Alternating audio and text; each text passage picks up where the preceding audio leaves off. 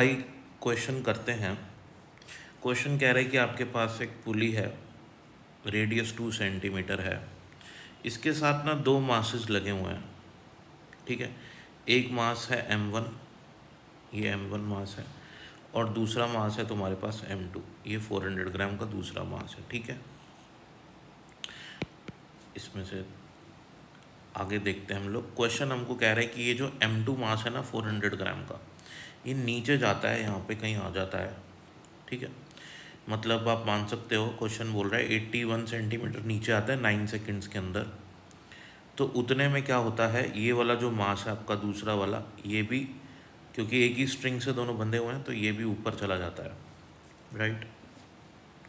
अब इस सिचुएशन के अंदर ये जो डिस्क है ये गोल घूमने लगती है, तो इसका मूवमेंट ऑफ इनर्शिया आपको पता लगाना है।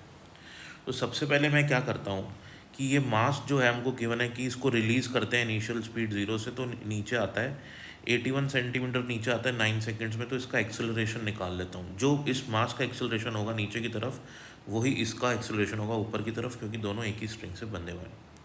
तो S equals to ut plus half A T square लगाता हूँ मैं। तो डिस्प्लेसमेंट है 81, इनिशियल स्पीड 0 है, हाफ ए टी स्क्वायर करता हूँ हम, half A T square, T square हो जाएगा आपके पास 81, 81 से 81 कैंसिल, तो एक्सेलरेशन आ जाएगा 2 सेंटीमीटर पर सेकेंड स्क्वायर, यानी कि 0.02 मीटर पर सेकेंड स्क्वायर। अब आगे का कार्यक्रम अपन शुरू करेंगे एफ बनाने से। इस पे ऊपर की तरफ टेंशन फोर्स, नीचे की तरफ m1g फोर्स, ठीक है, और एक्सेलरेशन भी ऊपर की तरफ। तो इसकी इक्वेशन बना लेते हैं अपन। क्या बनेगी, T1 की इक्वेशन, नेट फोर्स बराबर mass into acceleration. So net force क्या हो जाएगा, T1 minus m1g equals to mass into acceleration. T1 की वैल्यू क्या हो जाएगी, m1 इंटू जी प्लस है। ऐसे ही इसकी एफ बनाता है, नीचे की तरफ m2g, ऊपर की तरफ T2, एक्सेलरेशन नीचे की तरफ, तो m2g minus T2 is equals to m2 है। T2 के लिए सॉल्व करेंगे, T2 बराबर m2 इंटू जी माइनस है। ये इक्वेशन 1 इक्वेशन 2 हो गई। अब हम ऐसे ही इस डिस्क के लिए रोटेशनल मोशन की इक्वेशन लगाते हैं। Net torque equals to I alpha. Torque, ये वाला जो फोर्स है T2 टेंशन, ये इसको इस डायरेक्शन में रोटेट करेगी क्लॉकवाइज, और ये वाला जो टेंशन है T1, ये इसको एंटी क्लॉकवाइज रोटेट करेगी। क्योंकि ये वाला मास नीचे जा रहा है, तो ये वाला टेंशन भी बड़ा होगा, ठीक है ना। तो इसका जो टॉर्क होगा वो भी बड़ा होगा। तो नेट टॉर्क क्या होगा, T2 इंटू आर माइनस ये वाला tension into distance T1 into R. So T2 into R minus T1 into R, ये हो जाएगा आपका net torque equals to I alpha. Sorry, I alpha. Alpha क्या होता है, ए बाय आर। T2 और T1 की वैल्यू डियर स्टूडेंट्स अपन निकाल चुके हैं। ये T1 है अपना, ये यहाँ पुट करो। ये T2 है अपना, m2g माइनस है, ये यहाँ पुट करो। वैल्यूज़ पुट कर दी, ठीक है। सॉल्व करते हैं हम। ये जो r है ना अपना, इसको नीचे ले लेते हैं, तो ये r a by R square बन जाएगा। तो I a by R square. अब अंदर मल्टीप्लाई कर देते हैं हम, ये m2g माइनस m2 है, और माइनस m1g माइनस m1 है, ठीक है। अब मैं क्या करता हूँ, g वाली टर्म्स को साथ में ले लेता हूँ। ये वाली जो d वाली टर्म्स इनको साथ, g m2 minus m1 minus common, minus m2 है माइनस m1 है, तो minus common m1 plus m2 अंदर बच जाएगा।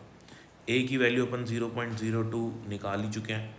अपन को इसको SI में कन्वर्ट करना पड़ेगा, क्योंकि अपन को फाइनल आंसर SI में चाहिए। पुली का जो movement of inertia kg metre square में चाहिए। तो एक्सेलरेशन अपन निकाल चुके हैं 0.02। रेडियस इसकी अपन को दी हुई है 2 सेंटीमीटर। तो इसका अगर अपन स्क्वायर करेंगे 2 सेंटीमीटर का, तो ये 0.0004 मीटर होएगा, ठीक है ना। क्योंकि 4 10 की इंटू 10 की पावर माइनस 4 होगा, तो 0.0004 आएगा। नेक्स्ट पेज पे आए तो अपन इसको सॉल्व कर लेते हैं। अभी वैल्यूज़ पुट करनी है, m2 माइनस m1। अब ध्यान से देखोगे ना, तो m2 400 ग्राम है, ये 350 ग्राम है। तो m2 माइनस m1, g की वैल्यू 9.8 गिवन है, तो ये वैल्यूज़ मैं लिखता हूँ।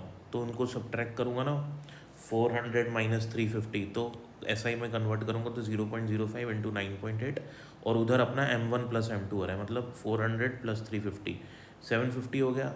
कन्वर्ट करेंगे इसको SI में तो 0.75 हो जाएगा kgs में, और 0.02 एक्सेलरेशन है। m1 प्लस m2 इंटू ए था, आपको अगर देखना है तो m1 प्लस m2 इंटू है नेगेटिव साइन के साथ, और इधर I by I into A by R square. तो 0.02 अपॉन 0.0004 करेंगे, इसको सॉल्व करेंगे तो बनेगा अपना 50, और 50 अपन ले लेंगे इस साइड पे नीचे डिनोमिनेटर में।